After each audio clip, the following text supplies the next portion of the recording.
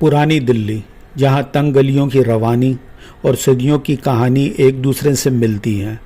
लाल किला यानी red fort फख्र और खामोशी के साथ सर बुलंद किए हुए खड़ा है। अपने सुर्ख पत्थरों की बुलंद दीवारों के पीछे एक ऐसी सल्तनत की कहानी छुपाए हुए जहां कभी हिंदुस्तान की तारीख और किस्मत तय की जाती थी। मुग़ल शहंशाह शाहजहां के दौर में तामीर किया गया ये किला सिर्फ शाही रिहाइश नहीं था, बल्कि क़ुव्वत, फनकारी और शाही रस्मों का मरकज़ भी।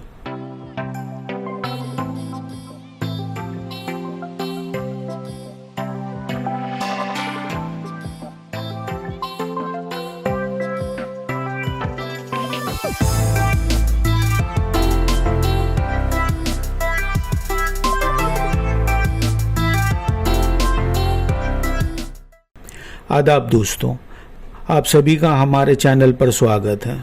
आप सभी लोगों का शुक्रिया हमारे साथ पुरानी दिल्ली ट्रैवल गाइड में शामिल होने के लिए। पुरानी दिल्ली के इस पहले एपिसोड में हम लाल किला कवर कर रहे हैं।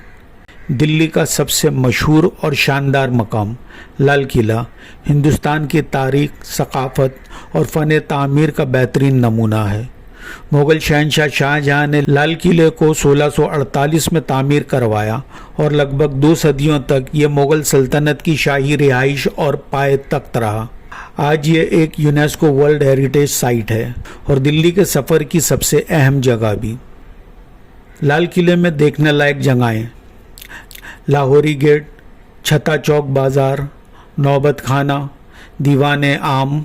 अगर आप किले की जुनूबी दीवार से शुमाली दीवार की तरफ तफरी करें तो सबसे पहले आएगा दिल्ली गेट, उसके बाद मुमताज़ महल, फिर रंग महल जो कि दीवान आम के बिल्कुल पीछे हैं, फिर ख़ास महल, शाही हम्माम, इसके सामने मोती मस्जिद, हम्माम के बाजू में हीरा महल, आखिर में शाह बुर्ज और इन दोनों के सामने हयात बख्श बाग है जिसमें सावन बादियो पवेलियन और उन दोनों के बीच में जफर महल।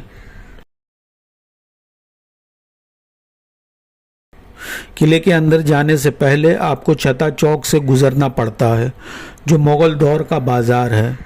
ये वही जगह है जहां व्यापारी अपना सामान बेचा करते थे शाही ख़ानदान के लोगों को। आज भी ये बाज़ार कायम है जहां आप तोहफे, दस्तकारी की चीज़ें और दूसरे कई सामान खरीद सकते हैं।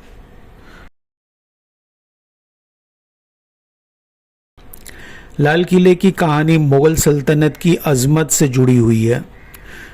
शहंशाह शाहजहां, जिन्होंने दुनिया को आलीशान ताज महल दिया, उन्होंने अपनी राजधानी आगरा से दिल्ली लाने का फ़ैसला किया। इसे यमुना नदी के किनारे शाहजहांबाद यानी पुरानी दिल्ली में बनवाया गया और ये किला नई राजधानी की सबसे अहम जगह बन गया। लाल पत्थरों से तामीर की गई इस किले की दीवारें 2 किलोमीटर लंबी हैं, जिनमें खूबसूरत नक्काशी और शानदार महराबें हैं। 1947 में जब हिंदुस्तान आज़ाद हुआ तो पहली बार पंडित जवाहरलाल नेहरू ने लाल किले पर हिंदुस्तान का परचम लहराया और ये रस्म हर साल आज़ादी के जश्न पर दोहराई जाती है।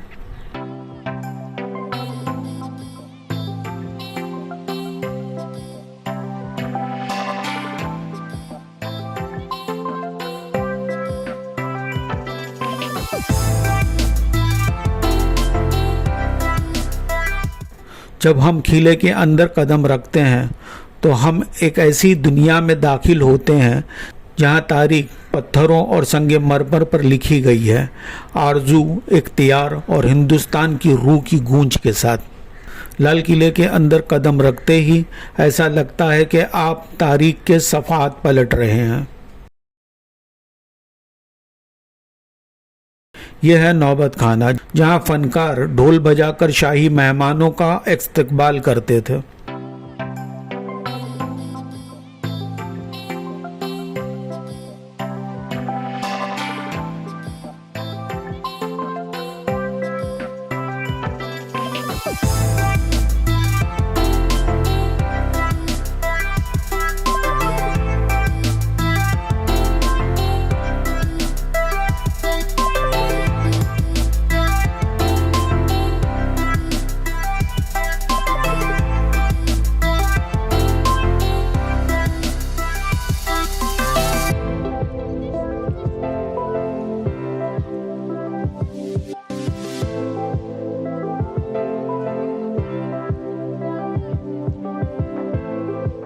दीवाने आम काफ़ी बड़ी जगह है जहाँ शहंशाह आवाम से मुलाकात करते और उनकी शिकायतें सुनते थे।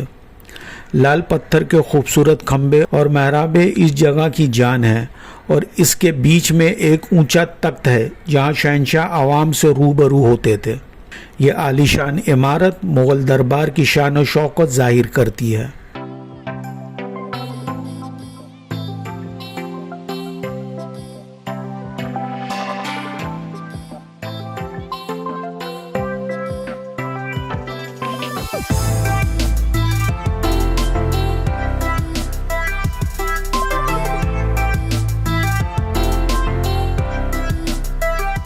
लाल किले की एक और खूबसूरत इमारत मुमताज़ महल, जो पहले शाही ख़वातीनों का महल था। यह महल देखने वालों को शाही ख़वातीनों की ज़िंदगी का मंजर पेश करता है।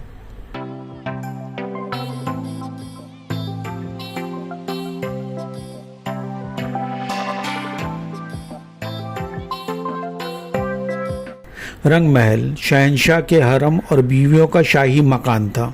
इस महल का नाम इसके अंदरूनी रंग बिरंगी नक्काशी और शीशे के कामों से सजी दीवारों की वजह से पड़ा है। नहर बिहिश्त, जन्नत की नहर। इस महल में एक पानी की नहर थी जो महल को ठंडा रखती थी।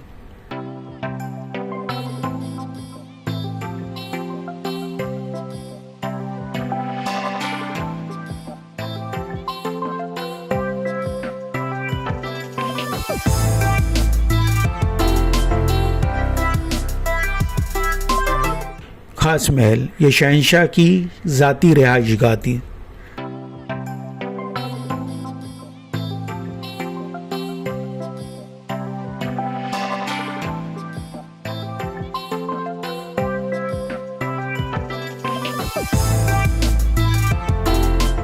दीवाने खास सिर्फ खास मेहमानों के लिए था। यह महल लाजवाब है और इसकी नक्काशी बेहतरीन। दीवाने खास मुलाकातों के लिए था, जहां शहंशाह अपने अहम सलाहकारों, सिपह सालारों और मेहमानों से मिला करते थे। ये सफ़ेद संगमरमर की इमारत अपनी लाजवाब नक्काशी के लिए मशहूर है और यहीं पर मशहूर पीकॉक तख्त हुआ करता था, जो मुग़लों की दौलत, शान और शौकत और बेशुमार ताकत की निशानी था। आज वो तख्त तो नहीं रहा, उसे 1739 में फ़ारसी लुटेरा नादिर शाह ले गया, लेकिन अब भी इस महल की खूबसूरती बेमिसाल है।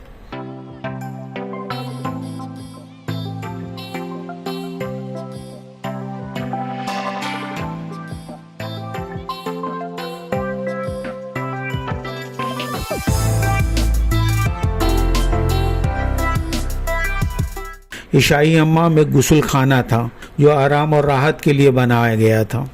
ये शहंशाह का ज़ाती हम्माम था। इसकी चारों तरफ दीवारें हैं और अंदर जाना मना है। इसमें 3 कमरे हैं जिनमें खूबसूरत नक्काशी और पानी की नहरें बनी हुई हैं। मसला एक ही है, आप इसे अंदर से नहीं देख सकते, बस तसव्वुर कर सकते हैं।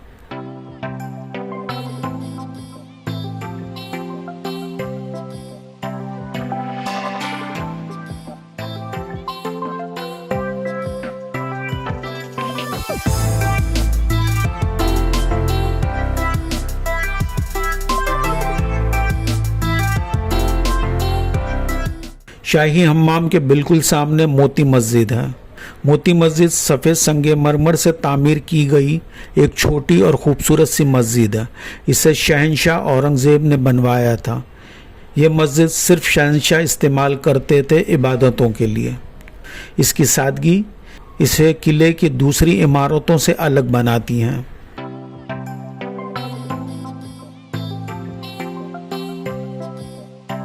हीरा महल, इसके बारे में ज़्यादा कुछ डिटेल्स पता नहीं है।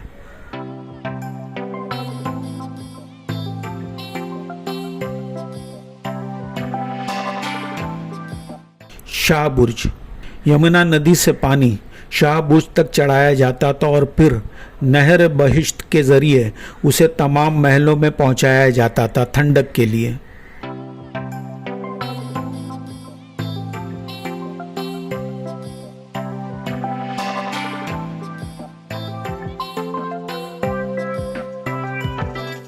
और यह है हयात बख्श बाग। एक खूबसूरत मुगल बाग। कभी यहाँ फव्वारे, वरांडे और हर तरफ सुकून हुआ करता था।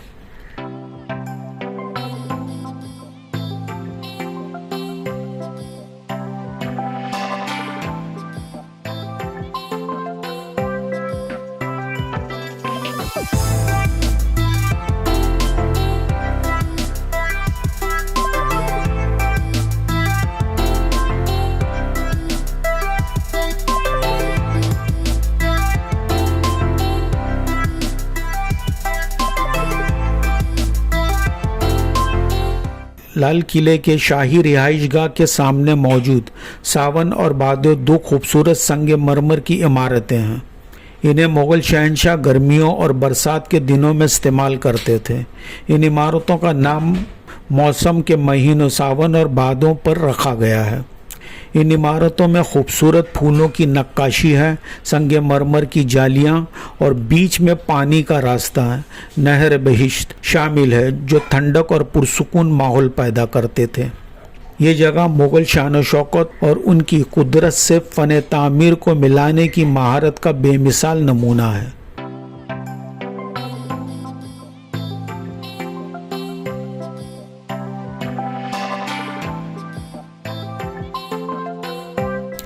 जफ़र महल एक छोटी सी इमारत है हयात बख्श बाग में। इसे आखिरी मुग़ल शहंशाह बहादुर शाह जफ़र ने 19वीं सदी में बनवाया था। ये इमारत लाल पत्थरों से तैयार की गई है और शहंशाह के लिए सैलानी मकाम के तौर पे इस्तेमाल होती थी, जिसके चारों तरफ पानी और हरियाली हुआ करती थी। तो यहाँ हम ख़त्म कर रहे हैं हमारा लाल किले का अंदर का सफ़र। एक ऐसी जगह जो मुग़ल ताकत, शान शौकत और उनकी कला और अजीम फ़न तामीर की मोहब्बत से भरी हुई है। इन सब तारीखी इमारतों के अलावा लाल किले के अंदर कम से कम 2 फूड कोर्ट हैं और कुछ म्यूज़ियम्स भी। अगर आपके पास वक्त हो तो आप वहाँ भी जा सकते हैं। आज की इस एपिसोड में बस इतना ही दोस्तों।